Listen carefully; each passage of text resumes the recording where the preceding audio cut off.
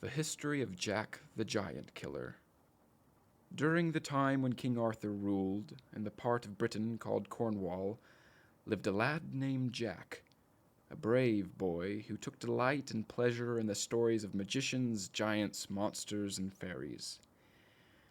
On an island named St. Michael's Mount, near the coast of Cornwall, lived a huge giant named Cormoran. He was 18 feet high and 9 feet around, and his fierce and savage looks terrified all who beheld him. He made his home in a cave, a gloomy cavern on the mountain top, and used to wade through the ocean waves over to the mainland in search of creatures to eat. He would throw half a dozen bulls and cows upon his back, and tie 3 times as many sheep and hogs round his waist and march back to his den. The giant had done this for many years when Jack resolved and decided to destroy him. Jack took a trumpet, a shovel, a pickaxe, his armor, and a lantern, and one winter's evening he went to the mountain. There he dug a pit 22 feet deep and 20 feet wide. He covered the top over to make it look like solid ground. He then blew his trumpet so loudly that the giant awoke and came out of his den yelling, "You naughty villain, you shall pay for this. I'll broil you for my breakfast." He had just finished hollering when, taking one step further, he tumbled and somersaulted into the pit, and Jack whacked him on his head with his pickaxe, which killed him. Jack then returned home to cheer his friends with the news. Another giant, called Blunderbore, promised to take revenge on Jack and get even if he ever got the chance. This giant kept an enchanted castle in the middle of a lonely wood, and some time after the death of Cormoran, Jack was passing through a forest and, being weary and tired, sat down to take a nap. The giant, passing by and seeing Jack, carried him to his castle, where he locked him up in a large room, the floor of which was covered with the bodies, skulls, and bones of all his victims. Soon after, the giant went to fetch his brother, who was likewise a giant, to come for a snack, and Jack felt very afraid, was terrified, when he saw through the bars of his prison cage the 2 giants approaching. Jack spotted a strong cord he could reach and felt his courage coming back. He made a slip-knot loop at each end of the rope, tossed the loops over the giants' heads, tied the rope to the prison bars, and then pulled till he had choked them. When they were black in the face, he slid down the rope and stabbed them to the heart. Jack next took a great bunch of keys from the pocket of Blunderbore and went into the castle again. He made a careful search through all the rooms, and in one of them found 3 ladies tied up by the hair of their heads and almost starved to death. They told him that their husbands had been killed by the giants, who had then decided to never let the ladies have anything to eat. "Ladies," said Jack, "I have put an end to the monster and his wicked brother, and I give you this castle and all the riches it contains to make up a little for the dreadful pains and suffering you have endured." He then very politely handed them the keys of the castle and went further on his journey till he came to the land called Wales, where the Welsh people live.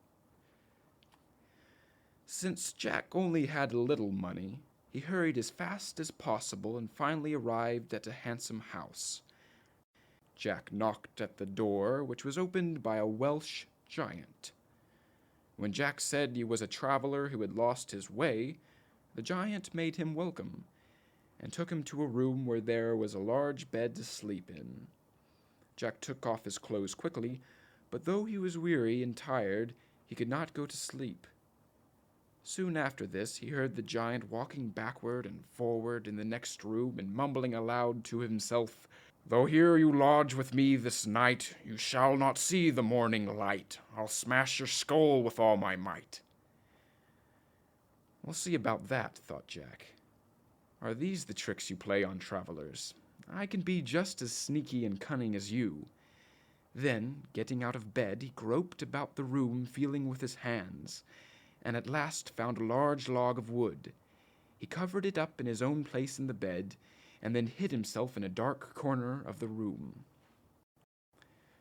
The giant, about midnight, entered the apartment, and with his huge club bludgeoned the bed, striking many times in the very place where Jack had laid the log. And then the giant went back to his own room, thinking he had broken all of Jack's bones. Early the next morning, Jack put a big smile on his face and walked into the giant's room to thank the giant for lodging him, that is, for letting him stay the night.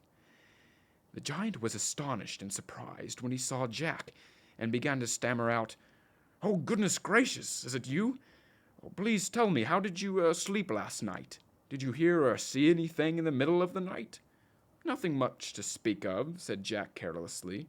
"A mouse, I believe, gave me 3 or 4 slaps with his tail, and bothered me a little, but I soon went back to sleep again." The giant was more and more surprised, yet he did not answer a word, but went to bring 2 huge bowls of porridge for their breakfast.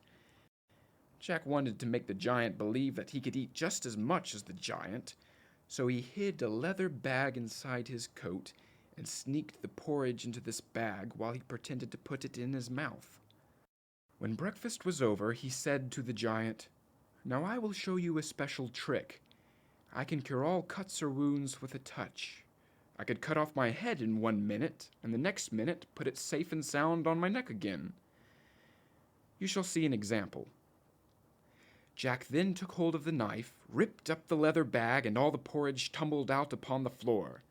"Tommy splatter, great mess!" cried the Welsh giant, who was ashamed to be outdone by such a little fellow as Jack. "Him can do such himself." So he snatched up the knife, plunged it into his own stomach, and in a moment dropped down dead.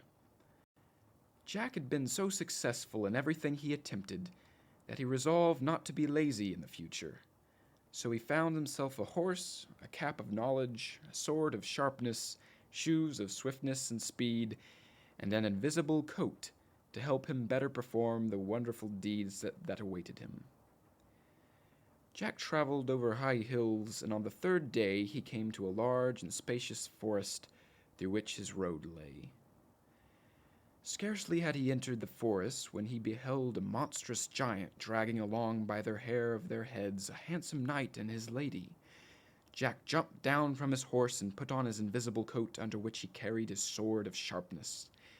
When he got close, Jack swung at the giant several times, but none of the sword strokes could reach the giant's body, only wounded his thighs in several places, until finally, grabbing the handle with both hands and aiming with all his might, he cut off both the giant's legs. Then Jack, setting his foot upon the giant's neck, plunged his sword into the giant's body. When the monster gave a groan, expired, and that was the end of him. The knight and his lady thanked Jack for saving them and invited him to their house to receive a proper reward for his services. "No," said Jack, "I cannot be easy till I search for where the monster lives."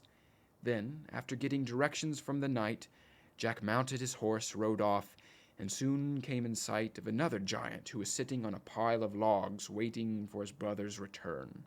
Jack hopped off his horse, pulled on his invisible coat, approached, and swung his sword hard at the giant's head, but missing his aim, he only cut off the giant's nose. The giant immediately snatched up his huge club and whipped it all around him like a wild man. "No," said Jack, "if this is how you intend to act, I'd better just put an end to you."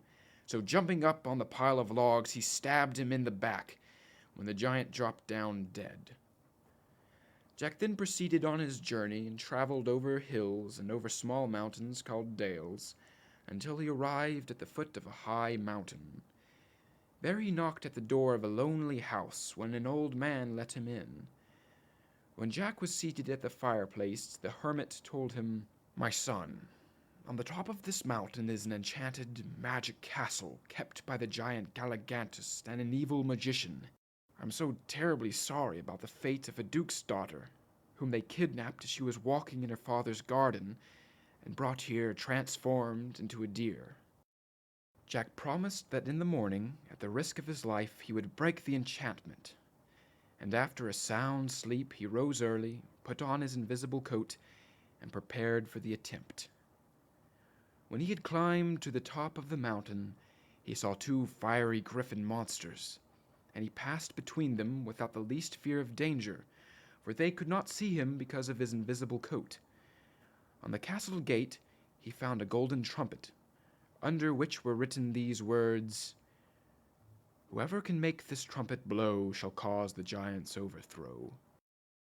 As soon as Jack read this, he seized the trumpet and blew a loud, shrill blast, which made the gates fly open and the very castle itself tremble. The giant and the magician now knew that their wicked schemes were at an end, and they stood trembling and shaking with fear. Jack, with his sword of sharpness, soon killed the giant, and the magician was then carried away by a whirlwind tornado. And every knight and beautiful lady who had been changed into birds and beasts returned to their proper shapes. The castle vanished away like smoke, and Jack sent the head of the giant Galligantus off to King Arthur. The knights and ladies rested that night at the old hermit's cabin, and next day they all set out for King Arthur's court. Jack then went up to the king and gave his majesty an account of all his fierce battles. Jack's fame had now spread through the whole country, and the duke gave Jack his daughter in marriage, and King Arthur gave Jack a large castle and estate, on which he and his lady lived the rest of their days in joy and contentment.